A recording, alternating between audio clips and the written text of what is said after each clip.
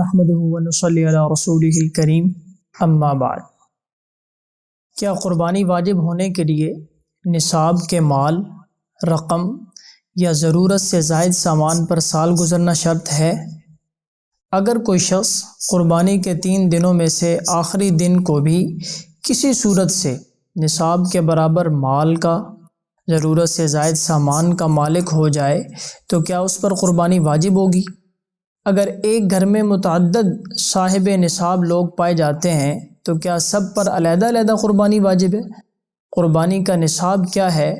اور ایسے بے شمار قربانی کے نصاب سے متعلق پوچھے جانے والے سوالات آج کی ہماری اس ویڈیو کا حصہ ہوں گے۔ قربانی ہر اس عاقل، بالغ، مقیم اور مسلمان مرد اور عورت پر واجب ہے جو نصاب کا مالک ہو یا اس کی ملکیت میں ضرورت سے زائد اتنا سامان ہو جس کی مالیت 52.5 تولہ چاندی کی قیمت کے برابر ہو، رہائش کے مکان سے زائد مکانات ہوں یا جائیدادیں وغیرہ ہوں، یا ضرورت سے زائد گھریلو سامان ہو جس کی مالیت 52.5 تولہ چاندی کی قیمت کے برابر بنتی ہو، یا مال تجارت وغیرہ ہو تو اس پر ایک حصہ قربانی کرنا لازم ہے۔ اور تجارتی سامان خواہ کوئی بھی چیز ہو، اگر 52.5 تولہ چاندی کی قیمت کے برابر ہو تو اس کے مالک پر قربانی واجب ہوگی۔ نیز قربانی واجب ہونے کے لیے نصاب کے مال، رقم یا ضرورت سے زائد سامان پر سال گزرنا شرط نہیں ہے، اور تجارتی ہونا بھی شرط نہیں ہے۔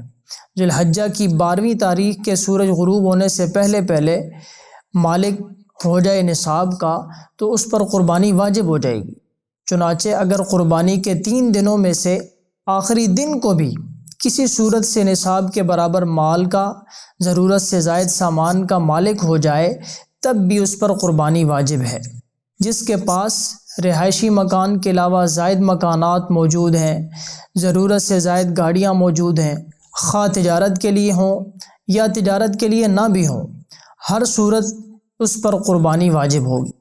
نیز اگر ایک گھر میں متعدد صاحب نصاب لوگ پائے جاتے ہیں تو سب پر علیحدہ علیحدہ قربانی واجب ہے۔ ایک ہی قربانی سب گھر والوں کی طرف سے کافی نہیں ہوگی جبکہ سارے ہی صاحب نصاب ہوں۔ آج کی ویڈیو میں اتنا ہی۔ انشاءاللہ نیکسٹ ویڈیو میں قربانی کے جانور خریدتے وقت کن کن باتوں کا خیال رکھا جائے اور وہ کون سی شرائط ہیں جن کا قربانی کے جانور میں پایا جانا انتہائی ضروری ہے، مزید یہ کہ قربانی کے جانور میں کون سی چیز عیب شمار ہوگی اور کون سی چیز عیب شمار نہیں ہوگی، انشاءاللہ نیکسٹ ویڈیو کے اندر ہم بیان کریں گے۔ السلام علیکم ورحمۃ اللہ وبرکاتہ۔